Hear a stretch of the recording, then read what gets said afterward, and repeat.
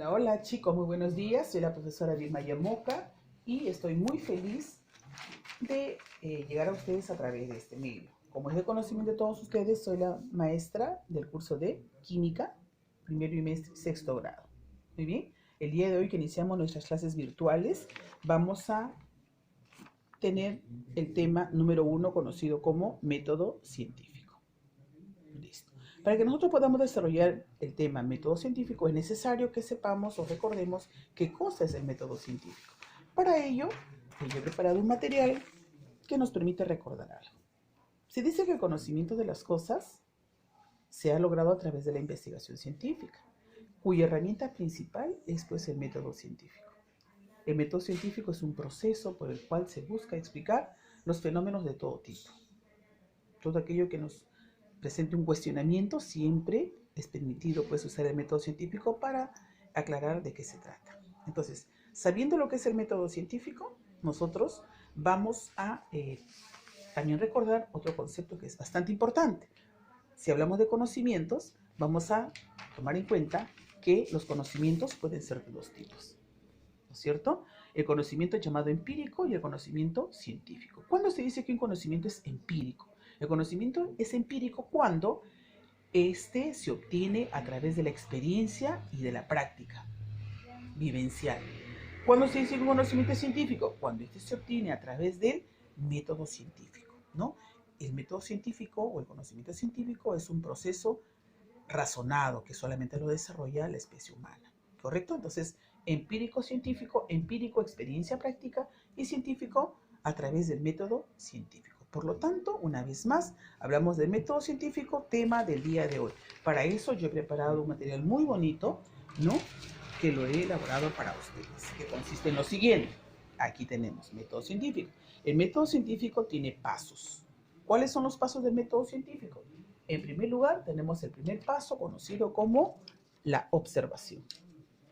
Así es, la observación. Aquí tenemos un caso donde se está observando a través de nuestros sentidos, en este caso específico, el sentido de la vista, estamos observando una situación.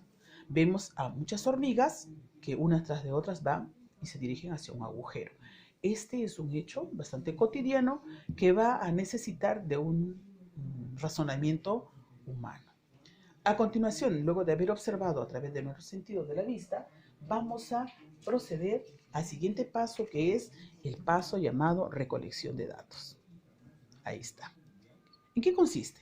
La recolección de datos nos permite a nosotros capturar todo tipo de situaciones que acontezcan alrededor de ella. Por ejemplo, estamos viendo que las hormigas cruzan el jardín. Buen dato. Las hormigas son de color negro. Muy bien. Las hormigas cruzan a las 5 de la tarde. Perfecto. Cada una de ellas lleva hojas. Ante esto me preguntaría, ¿y a dónde van las hormigas?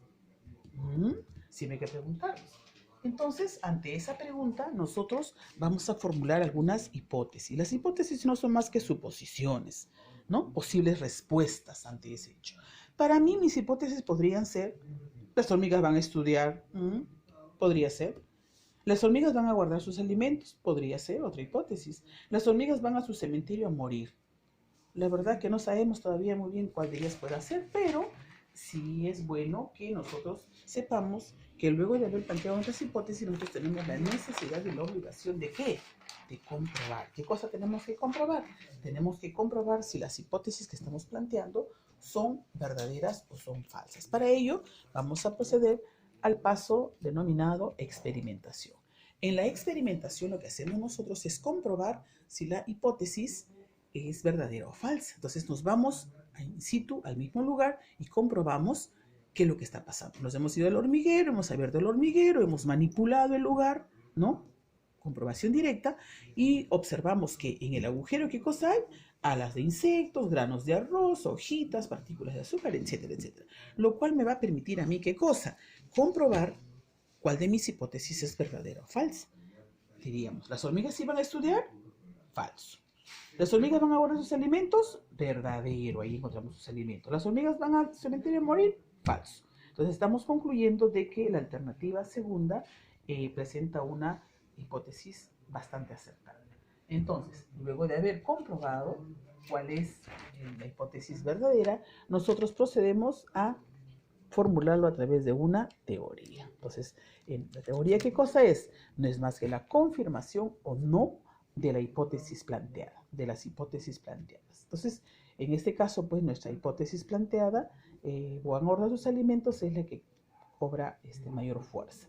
Para tener un ejemplo acerca de lo que son las teorías, no olvidar que las teorías pueden ser cambiables, pueden ser refutadas por otras personas. Las teorías muchas veces tienen un tiempo nada más de existencia. Por ejemplo, tenemos la teoría geocéntrica, y la teoría helocéntrica.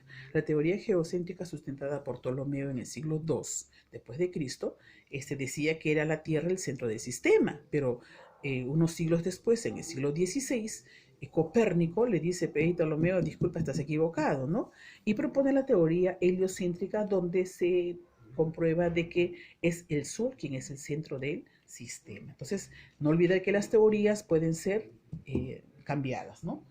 Refutadas. A continuación vamos a ver el siguiente paso, que es el paso de la ley. ¿Qué cosa es la ley?